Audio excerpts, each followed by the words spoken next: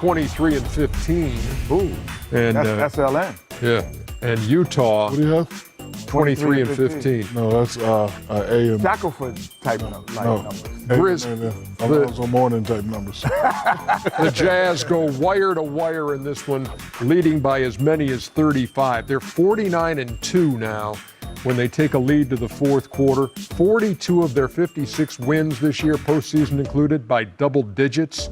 And for a team that's been knocked out in the first round, their last two appearances, and last year was really painful, blowing that 3-1 lead against Denver, that wasn't happening this time around. Last year's last year, and this year's this year. Game 3 is Game 3, Game 5 is Game 5.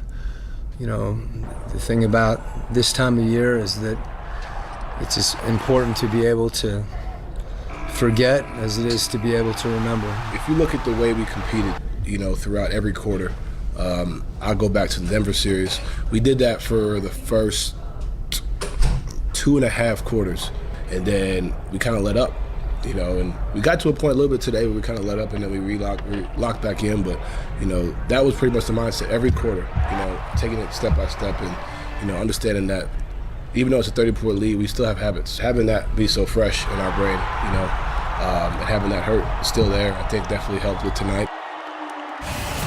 The news is not all good on the Utah side. Mike Conley will be reevaluated after the game. The Jazz will provide an update in the next 24 hours, aggravated a right hamstring. And this from a guy who was averaging 20 and 10 in this series. Man, that could be a huge, huge factor in the next round if this is causing him to miss any more time.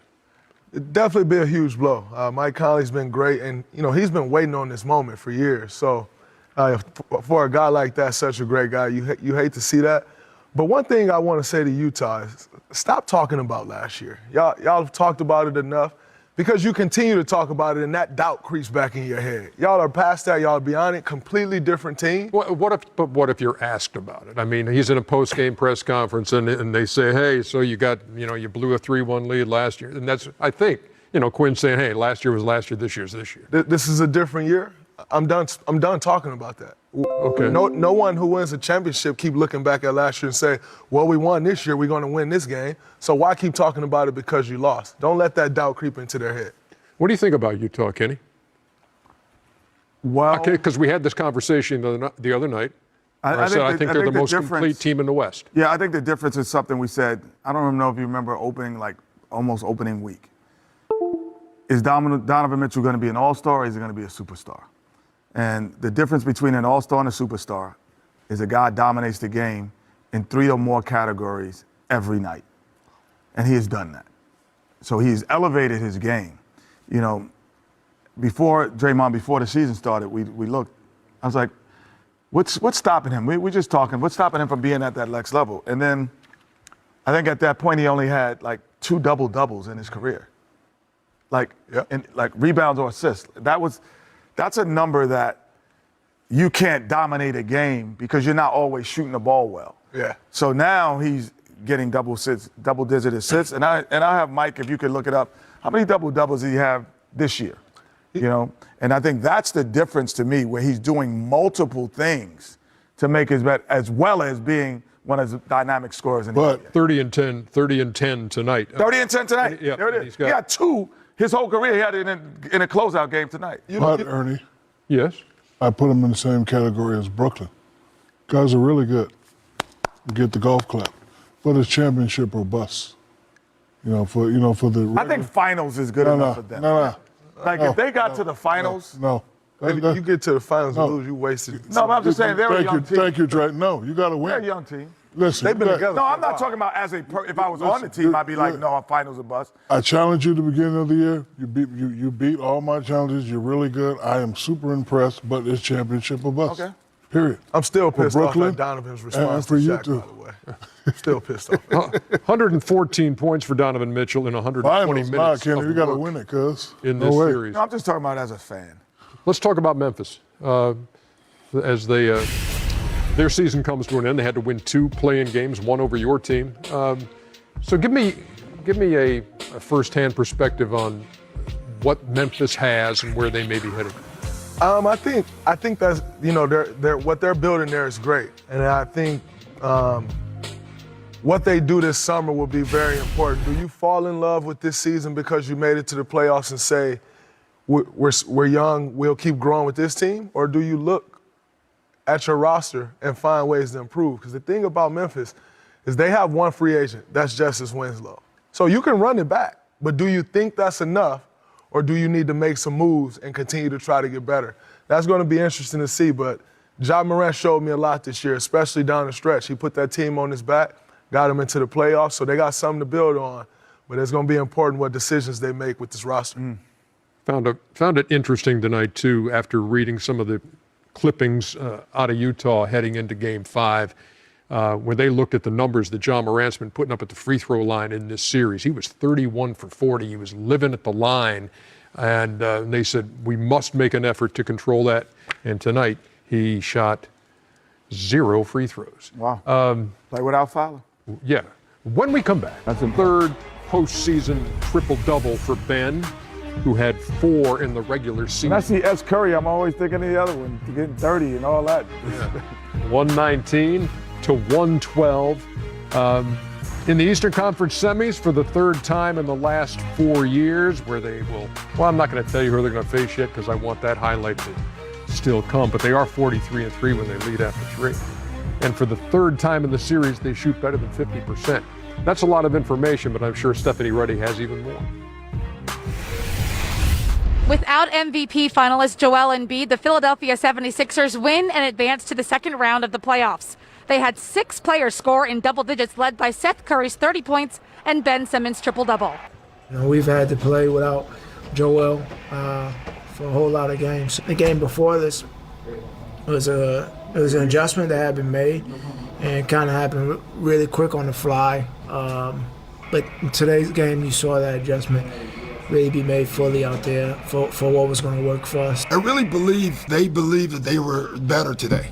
You know, like they were the better team. I thought they played with that type of confidence. I tell you, for one day of you know, really changing, like going small, for us to execute that well, it just tells you how focused they were. It was what you would call a all hands in team win for sure.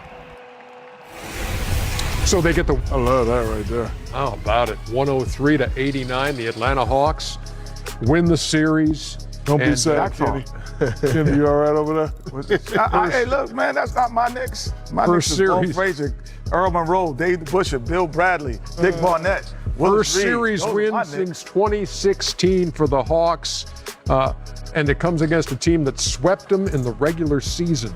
They win at 103-89, and what do you say we hear from Marv and Reggie talking to Ice Trey after the game?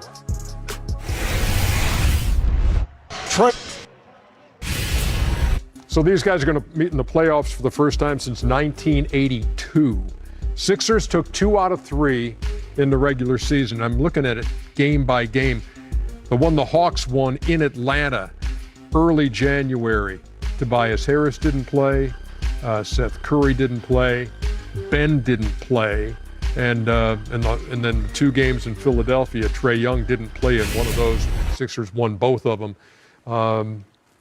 So, given the uncertainty of Joel Embiid, how do you look at this series? Well, Which starts Sunday, by the way. Without Joel Embiid and this Hawks team being a different team, a playoff team, as they should be different, I like their focus. I like the way they play. They play together. And Ice Trey has grown up. Last year, we called him a jock. All he wanted to do was similar to my favorite player, Steph Curry, but he wasn't making them, so we called him a jock. But now, under the tutelage of Nate McMillan, he's a true point guard. He's controlling the game. He's controlling the pace. He didn't have a great game today, but he still put up 30. And then, you know, when it's time to, you know, challenge him, he always accepts the challenge. He steps up. I'm going to go on the record and say, without Joel Embiid, Atlanta Hawks will beat the Philadelphia 76ers. I think you guys can talk. I need to write that one down right here. Kenny? Well, the one thing that, well, he said without Joel Embiid. Yeah, without Joel Embiid.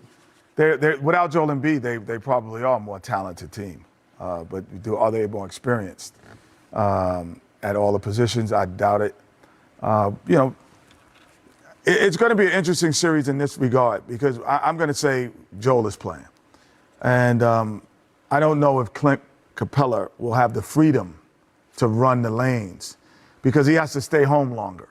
So when you're playing against Joel Embiid, you don't have the luxury of when the shot goes up and kind of leaning to sprint out. You got to box this dude out. So now you're a little bit more in the half court. So I think that will take away a little bit of the point production from Capella. I think the second thing is who's going to guard Tobias Harris? Because here's a guy. My main man, John Collins. Yeah, what John. you saying? Listen, John Collins is a very good post defender, but Tobias Harris can move to the perimeter and do things off the dribble. DeAndre Hunter. I'm just saying, but that's a rookie.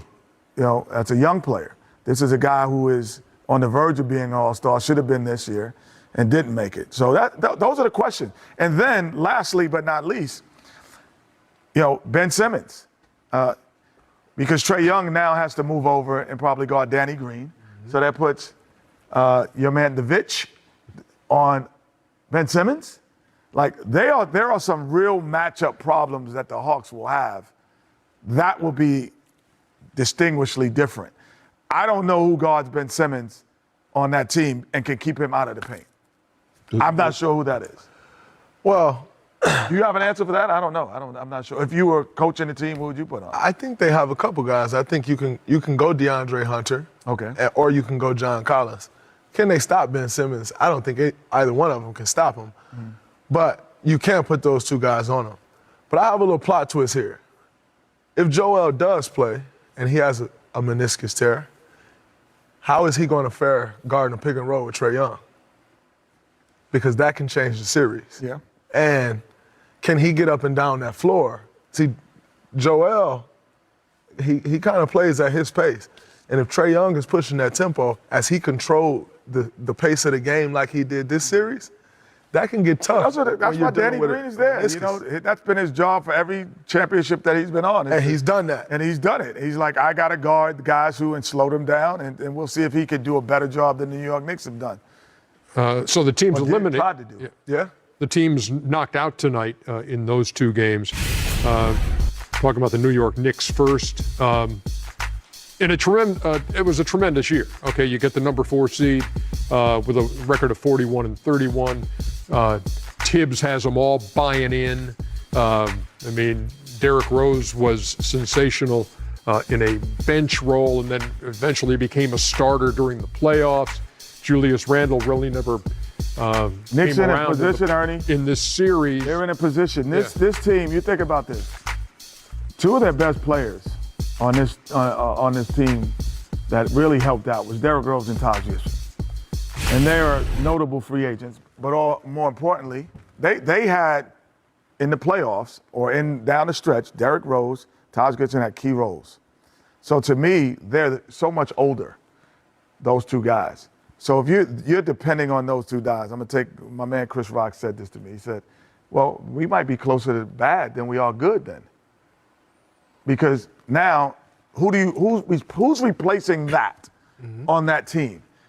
And so really you're going to see 6 to 7 new Knicks next year. You're not going to see the same team that you saw out here that went into the 4th seed.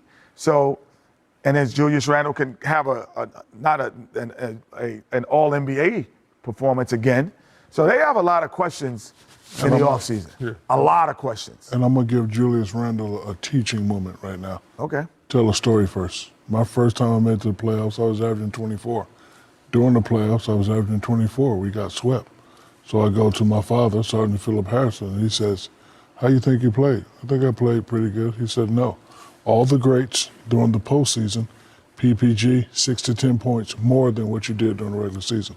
So I know you got most improved player, which is averaging 21 points, but his mentality is in this series and the series from now on, I got to play way better than I played in the regular season. So next year, young fella, when you get to the postseason, if you're averaging 20, you got to average 30 in the playoffs for your team to succeed because you're the guy on the team. Everybody's focused on you, and good luck, and I wish you well. And one of the aspects of this series, obviously you knew New York defensively was so good. Atlanta came in third best team defending the three ball against a New York team that was number 3 in shooting the three ball. And Atlanta won that battle. When all was said and done, the Knicks scored 97 points a game. They shot under 40%. And from 3, they took 152 and missed 100 of them. And it was 34%. And all you Trey haters from before, Luka Doncic first trade, when the trade happens, Trae Young is in the second round before Luka. He got his team to the second round before Luka. Oh, stop. Now, he's not. I'm just saying. So it's not, you can't say that it was ridiculous taking Trae Young. Stop it. Yeah, it was. Yeah, Luka is a better player. But it's not. This guy is special as well. No, he's definitely special, for sure. When I look at this series with the Knicks and the Hawks, one thing that really stands out to me, everybody play hard in the playoffs. And I think the Knicks won a lot of games this year because they play hard. And you see, they swept the Hawks during the regular season. But everybody's playing hard in the playoffs. And now you got to score the basketball. They average 97 points, as you just said. And so they got to take a deep look at their roster as well, try to figure out where they can get better. But 97 points in the playoff series, you're not winning. No, you're not going anywhere. And quickly on the Washington Wizards, who look, these guys were left for goners for most of the season. Great way to end the year. They had a hot streak, and then Beal and Westbrook, handful for anybody. Shaq, what'd you make of what you saw from the Wiz?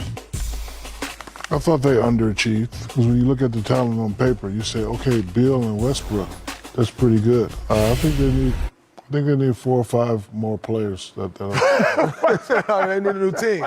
No. That's an overnight fix right there. No, seriously, 4 or 5, that's a different team, Shaq. Well, listen. That's a starting lineup. Well, listen, it's summertime, and they're going to have time to look for some new players. They need, like Russ need one more dog with him. They need another shooter with him. They need a veteran.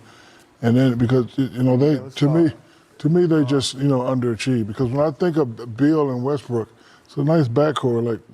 They should have done better than what they've done, but they need a lot of help from the others. So when I say they need 4 or 5 guys, they need to do a whole reface during the offseason. They have 2 options. They have to say we're going to do a rebuild, or we're going to do a veteran rebuild. That's what I just said. No. That's what the hell I just said. They need 3 or 4 new players. So No, 4 or 5. 4 or 5. No, it's a 4 or 5. rebuild. It's a rebuild. Well, thank you. Yeah, it's a rebuild. So, but you said they need 4 or 5 like it wasn't a rebuild. That's a rebuild. That's what I said. Yeah, it's a rebuild. Okay. They need to rebuild, and there's 2 ways, because either you're going to say, I'm going to keep my backcourt intact, and then I'm going to get the Taj Gibsons of the world kind of guys, or I'm just going to say, who wants Russ? Yeah. And then who wants Beal, possibly, and we're going to start over, and we're going to get a bunch of draft picks. Because there is no middle. This team, the way it's constructed, is a 10th seed. They're a 10th seed. Well, I think, number one, as you just hinted, they have not committed to Russ long term. Yes, his contract is what his contract is, but you can also move Russell Westbrook. So I think that's step one. Are they committing to Russ and Brad long term? Or are they not? And then they can go from there. If you're not committing to Russ long term, Brad may have something to say about that, because who are you bringing back to replace Russ? Russ isn't easy to replace. And then at that point, if you're bringing back draft picks, that doesn't help Bradley Beal, who's going into year 10 of his career. So I think, number one, they have to decide whether they are committed to Russ long term. And if they are, as y'all said, then it's time to go get other veterans. But getting draft picks and placing them next to two All-Stars, that don't work. We have much more still to come here on Inside the NBA.